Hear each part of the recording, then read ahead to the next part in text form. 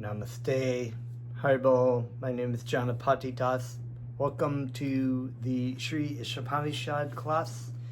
Tonight we will read from Mantra 9, as of course we've been reading from Bhaktivedanta Swami Prabhupada's book, translation and the purport also by His Divine Grace Jagadguru Siddha Swarupananda Paramahamsa Srila Prabhupada. At this moment, I'd like to offer my respects to you. Thank you for tuning in and constantly commenting and sharing. If you haven't subscribed to this channel yet, please do so, or encourage your friends to do so, and let people know about my YouTube channel. I have lots of videos. I've done the complete Krishna book, and I'm in chapter 5 of the Bhagavad Gita as it is, and of course we have the Shri Ishopanishad, and as long as I'm staying healthy and whatnot, I will continue on with other scriptures as well. So let me offer my respectful obeisances unto my Gurudev, Jagadguru Siddha Swarupananda Paramahamsa Srila Prabhupada, and pray for his continued mercy and love upon me. And I'd like to also offer my respectful obeisances unto Bhaktivedanta Swami Prabhupada, my dear spiritual grandfather. Pray for his mercy as well. We will start off with some chanting of Krishna's name, so please join along.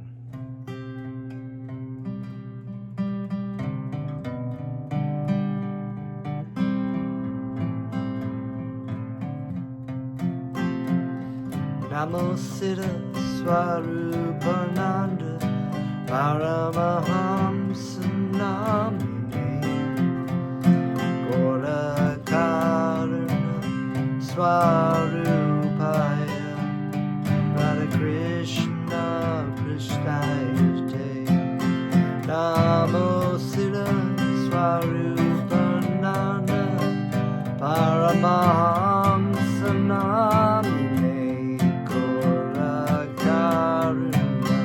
Swarupaya Radha Krishna Prasthayate Nama Om Vishnu Padaya Krishna Prasthaya Bhutale Shrimate Bhakti Vedanta Swami Iti Namine Nama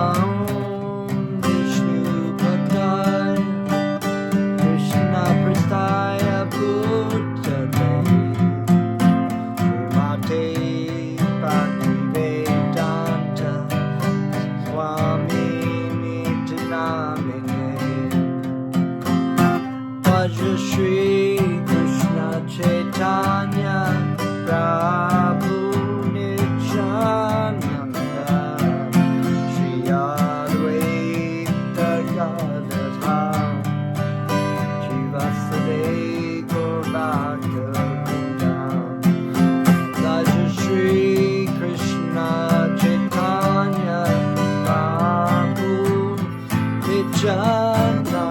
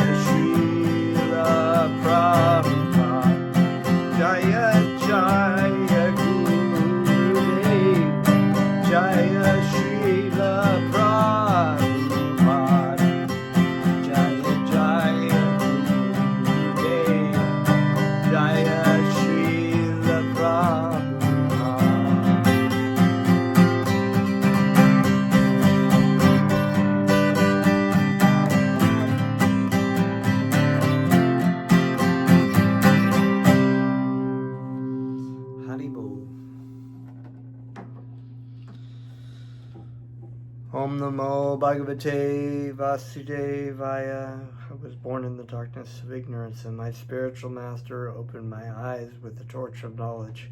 I offer my respectful obeisances unto him. Okay, so reading from the Shri Ishopanishad. Such a great, it's just, I've read this many times before, but scripture is transcendental, and so therefore the knowledge is ever fresh and ever revealing. And so to read, you could read these scriptures your whole life and be gleaning new truth about, whatever, wherever you are in your life. And so I'm going to go back, of course, as like we always do, and start with the invocation. The personality of Godhead is perfect and complete, and because he is completely perfect, all emanations from him, such as this phenomenal world, are perfectly equipped as a complete whole. Whatever is produced of the complete whole is also complete by itself, and because he is the complete whole, even though so many complete units emanate from him, he remains the complete balance. Mantra 1. Everything animate or inanimate that is within the universe is controlled and owned by the Lord. One should therefore accept only those things necessary for himself, which are set aside as his quota, and one must not accept other things, knowing well to whom they belong. Mantra 2.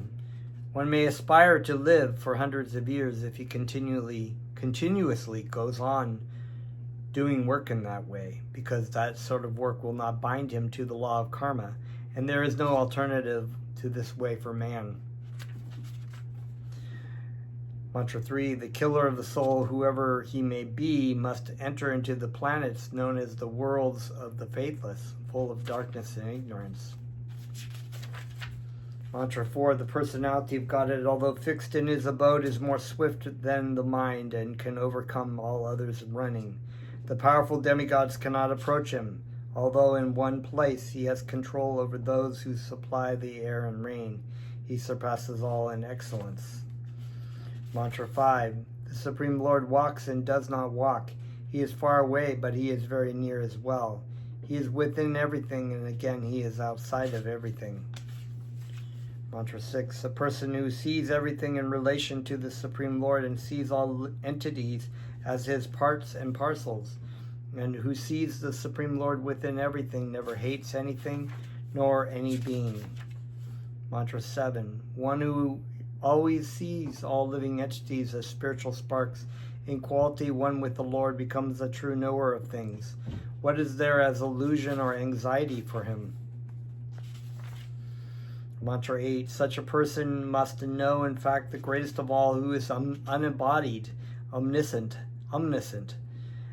beyond reproach, without veins, pure and uncontaminate, the self-sufficient philosopher, who is awarding everyone's desire since time immemorial.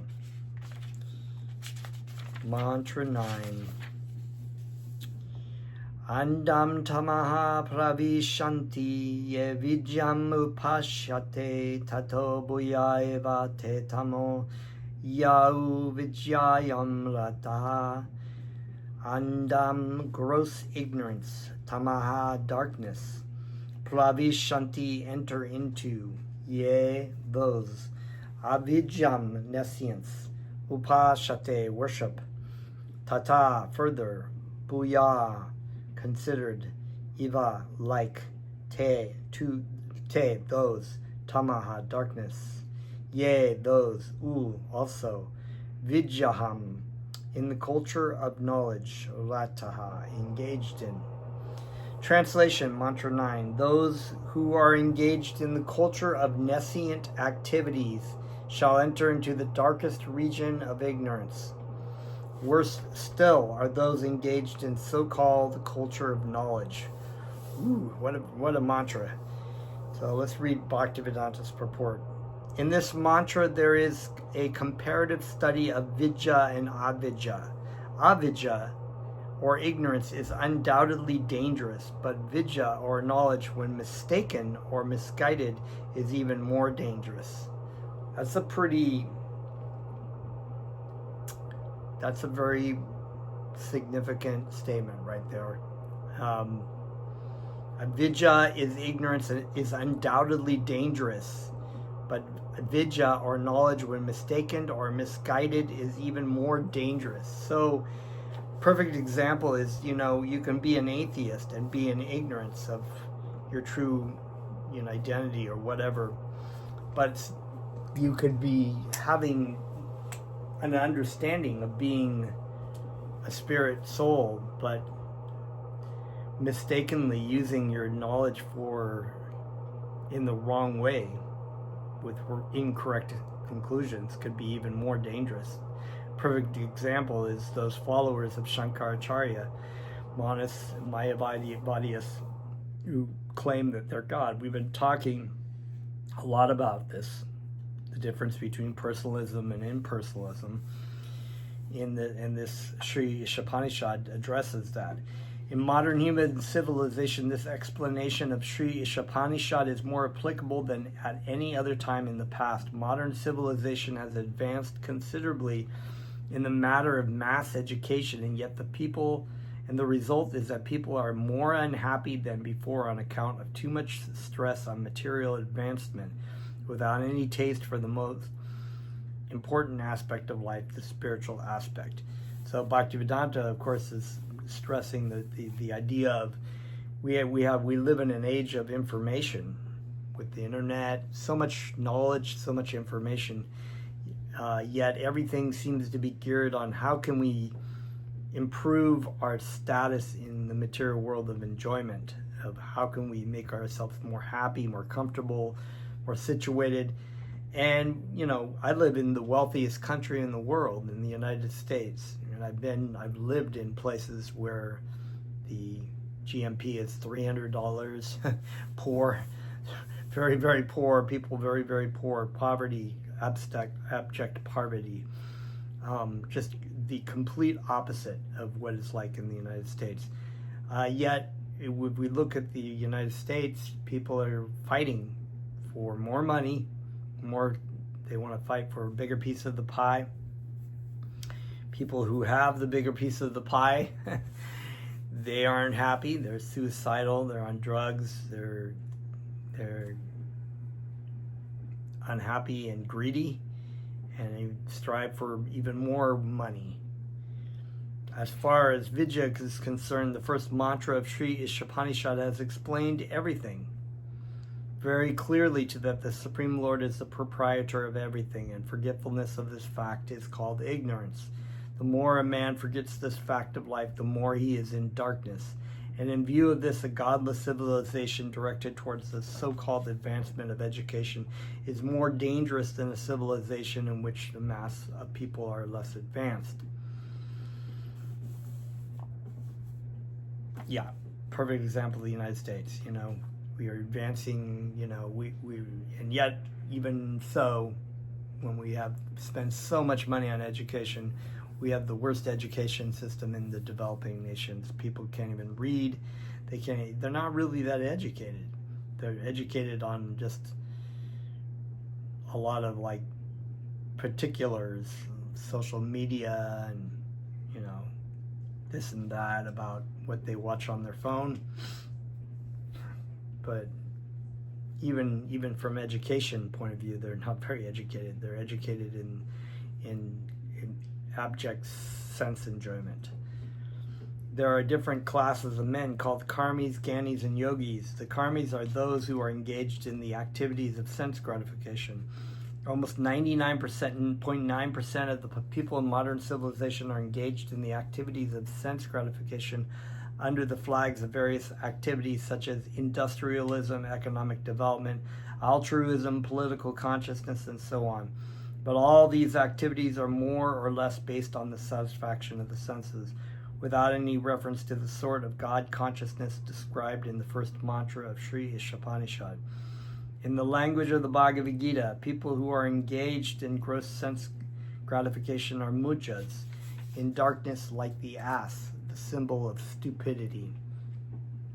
People who are simply engaged in the pursuit of sense gratification without any real profit in life are, in the estimation of Shri Ishopanishad, worshipping avidya, so ignorance. So just like our spiritual master has described the living entity in this material world as to be like the ass who just works and labors really hard under the whip of his master to get a little bit of grass and hay and maybe potential sex enjoyment from the she-ass who constantly kicks him in the face. And that's our life, you know. And those who play the role of helping this sort of civilization in the name of educational advancement are doing more harm than those who are on the platform of gross sense gratification. Wow, heavy. So those people who are leading people astray are worse than the people that are actually engaging in it. This advancement of learning by the godless people is as dangerous as a valuable jewel in the hood of a cobra. The cobra decorated with such a valuable jewel is quite as dangerous as one who is not so decorated. It's very dangerous. It makes complete sense that the demon, these people are demons. These people that try to lead people to eat, sleep, and mate and defend more and more. It's on so many levels demoniac because, for one, it's such a burden on other living entities, causes conflict. It's a burden on our environment, on the earth, just for selfish, self-centered sense enjoyment. And people who are leading these people, knowing very well that the things that they're doing are harmful, not only to other people's bodies, to the environment, to each other, they are in a worse situation. They're actually breeding this ignorance, and not so ignorant, actually, because they know very well what they're doing. Deep down they know, but they want to make the money, right? And they're making lots of money because people love it. It's like the drug-induced, the drug dealers. Again, the advancement of educational activities by godless people is, according to the Hari Bhakti Shuddhodaya, a decoration for a dead body. In India, as in many other countries, some people follow the custom of leading a procession with a decorated dead body for the pleasure of the lamenting relatives. In the same sense, modern civilization is a patchwork of activities meant to cover the perpetual miseries of material existence. Wow, that is just profound. In the same sense, modern civilization is a patchwork of activities meant to cover the perpetual miseries of material existence. The world is full of miseries, and these modern civilization, these people leading the way on encouraging people to engage in this, are trying to patchwork. Like, look how good your life can be. They're just making money on people. It's like, all these commercials that we see, smoking and just anything, just they always make the people look real happy. Like, this could be you. You could live a very happy life. Let yourself go to Pizza Hut. It's just all these. I would recommend taking a look at all the commercials that we've have, and you can see these. Just they kind of messing with people's psychology to try to get them to buy things that are really bad for them and don't help them spiritually. In the sense, modern civilization, I read that. Such activities are targeted towards sense gratification, but above the senses there is the mind, and above the mind there is the intelligence, and above the intelligence there is the soul. Therefore, the aim of education should be self-realization, realization of the spiritual values of the soul.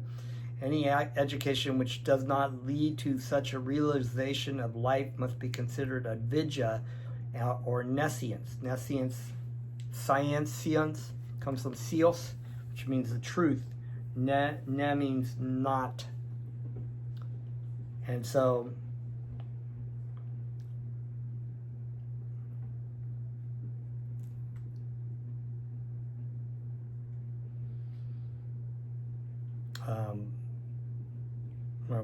nescience, right? And to culture, such nescience means going down to the darkest region of ignorance. Such mistaken educators are known in the Vedic language by 4 names. Number 1, Veda Vadalata. Number 2, Mayaya Apartagana. Number 3, Ashuram, that's demon. Bhavam. Number 4, Naradama. The Veda Vadalata people pose themselves as very learned in the Vedic literature, but unfortunately they are completely diverted from the purpose of the Vedas. In the Bhagavad Gita, it is said that the purpose of the Vedas is to know the personality of Godhead, but these Veda Vadalata men are not at all interested in the personality of Godhead. On the contrary, they are fascinated by such results or the attainment of heaven. So every religion has this, right? You know, if I do good deeds, I will get to go to heaven with my family and my dog and my barbecues and, football games and whatever. They've got a lot of these people, they've got these tracks of pictures, right? And look like suburbia land. So, as it said in Mantra 1 of Shri Ishopanishad, we should know that the personality of Godhead is a proprietor of everything, and we must be satisfied with our allotted portion of the necessities of life. The purpose of the whole Vedic literature is to awaken this God consciousness in the forgetful living being, and the same principle is presented in various ways in the world's various scriptures for the understanding of foolish mankind. Thus, the ultimate purpose is to bring one back to Godhead. So this is our goal. And the purpose of real religion is to help reinstate our relationship with God, this loving relationship with God. But the Vedavada people, instead of realizing the purpose of the Vedas, take it for granted that side issues such as the attainment of heavenly pleasure for sense gratification, the lust for which is the very cause of their material bondage in the first place, is the ultimate end of the Vedas. Such people misguide others by misinterpreting the Vedic literature, and sometimes they condemn the Puranas, which are authentic Vedic explanations for laymen. The Veda Vadaratas make their own explanations of the Vedas, neglecting the authority of the great teachers called acharyas, and they tend to raise some unscrupulous person from among themselves as the leading exponent of Vedic knowledge. True about all the religions, actually. These people that, supposedly are very learned, and they mislead people constantly. These men are especially condemned by this mantra in Shri Ishopanishad with the very appropriate Sanskrit word Vijarata. Vija means Veda, because the Veda is the original in all knowledge, and Rata means engaged. Vijarata means engaged in the study of the Vedas.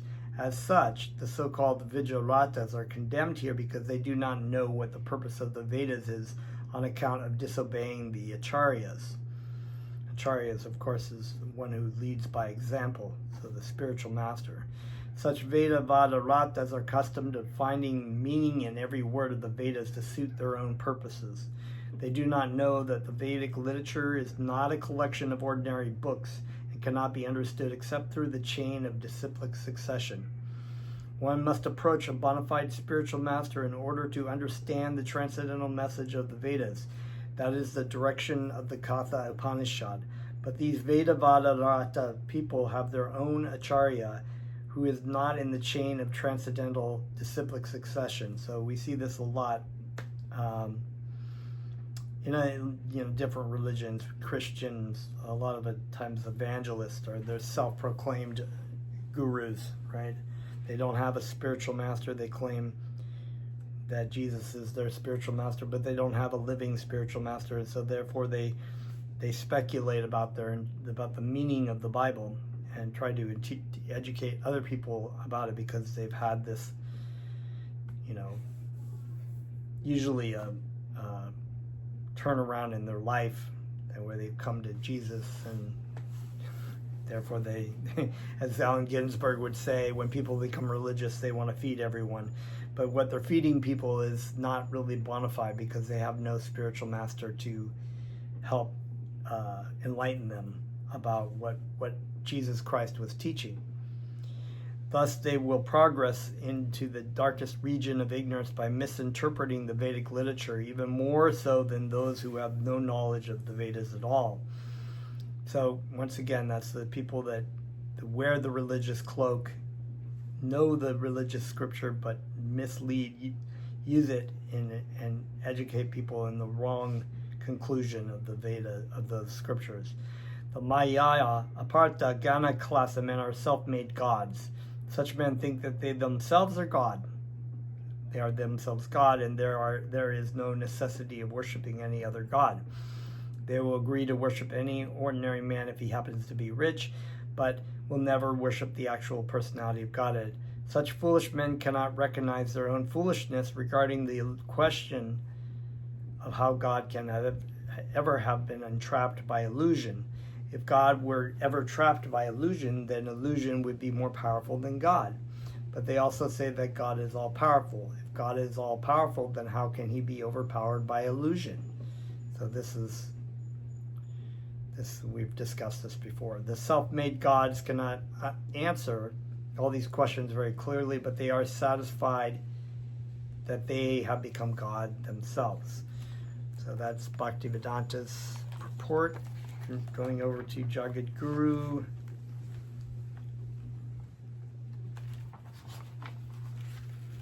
People who are engaged in the culture of nescient activities shall enter into the darkest region of ignorance. Worse still are those engaged in the culture of so-called knowledge.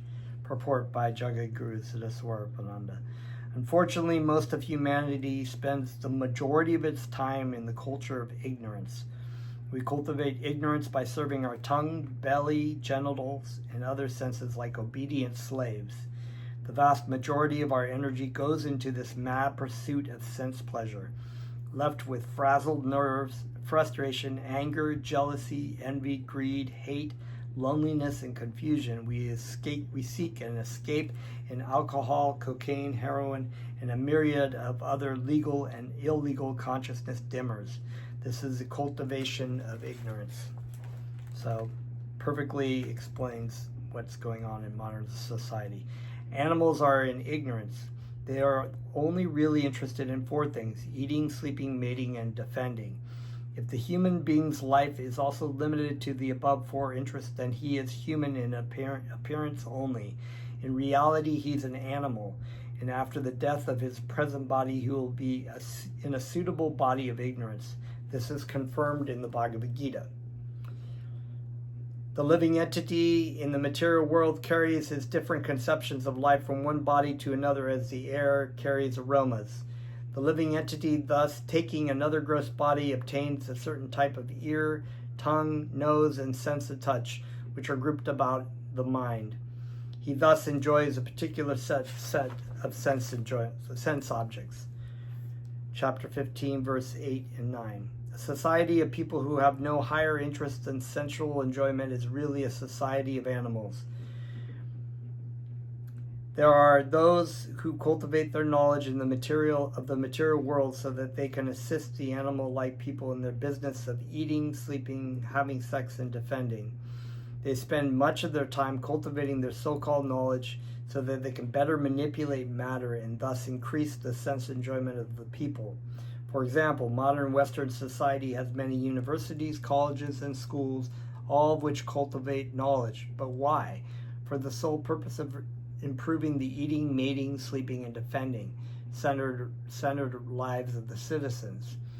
But has there really been any improvement? Can we call supermarkets filled with foods that have more poisonous chemical additives than actual nutritional value an improvement? Can we call sex-mad, frustrated, venereal, diseased people an improvement? Can we call people who need pills to fall asleep an improvement? And can we call bigger and more efficient weapons an improvement? But even if we concede that there has been some improvement in the facilities of eating, sleeping, mating, and defending, the question remains, has the real purpose of life been missed? We may lead a long and relatively comfortable life of eating, sleeping, mating, and defending, but we still must die. Then where are we? What was really gained? We are again thrown into the lower species of life and continue to suffer birth, diseases, old age, and death. In this human form of life, we can be liberated from the wheel of birth and death. We waste an extremely important opportunity if we engage simply in perfecting those activities that are common to all species of life: eating, sleeping, mating, and defending. So according to the Shri Ishopanishad, people who cultivate so-called knowledge simply to improve or refine these four activities are worse off than people who spend all their lives actually doing such activities. For example, persons who cultivate their knowledge of electronics, film, video, and so forth to produce pornographic movies or sexual stimulators are more condemned than those who watch such movies or use such machines. Similarly, highly educated people who spend all their time researching ways to enable people to eat as much as they like, as opposed to eating as much as they need without getting fat, are more condemned than those who use such products. And scientists who spend their lives finding new and improved ways of killing people, such as those who invented the atom bomb and other sophisticated weapons, are at least as condemned as those who use them. However, neither the Shri Ishopanishad nor any other Vedic literature recommends that we neglect bodily needs. The Lord states in the Bhagavad Gita, "There is no possibility of one's becoming a yogi, O Arjuna, if one eats too much, or eats too little, sleeps too much, or does not sleep enough." Chapter 6, verse 16. So, of course, we know modification, living simply, eating what we need to maintain the body, take care of our body healthfully. This is what pretty much Krishna was expressing to the real meaning of renunciation. Nor is sense gratification considered bad. Sense gratification comes and goes as a natural occurrence of the senses. For example, one cannot eat without tasting. The point is that a life that is centered around sense enjoyment, that makes sense enjoyment the goal, is a wasted life. Economic development is necessary for the maintenance of the body, so therefore it cannot be neglected. But to seek economic development simply for the sake of endlessly increasing sensual pleasures is foolish. No amount of sensual pleasure will ever really satisfy a person, because we're a spirit soul, we're not the material part. So no amount of economic development will ever be considered enough. This is why people in modern Western societies are still not satisfied, even though they are so economically advanced and thus have been so much facility for sense enjoyment. They always want more. As the British economist E.F. Schumacher points out, is there enough to go round? Immediately we encounter a serious difficulty. What is enough? Who can tell us? Certainly not the economist who pursues economic growth as the highest of all values and therefore has no concept of enough. There are poor societies which have too little, but where is the rich society that says, "Halt, we have enough"? There is none. What's really needed is to recognize the need for spiritual as well as material happiness. A society that has a great material prosperity but lacks spiritual purpose is really a poor society. Beautifully said. A body without a soul is a dead body, even if it is nicely decorated with fancy ornaments. This is why Jesus said, "Let the dead bury the dead." Life in this world is temporary. No one can be here, will be here forever. Human beings can fully appreciate this fact. Most animals cannot. So human beings can consider long-range spiritual goals. They can and should ask, what am I going to do when I leave this body? Where will I go? So with those wonderful questions to contemplate, we will end the class today. Thank you very much. Namaste.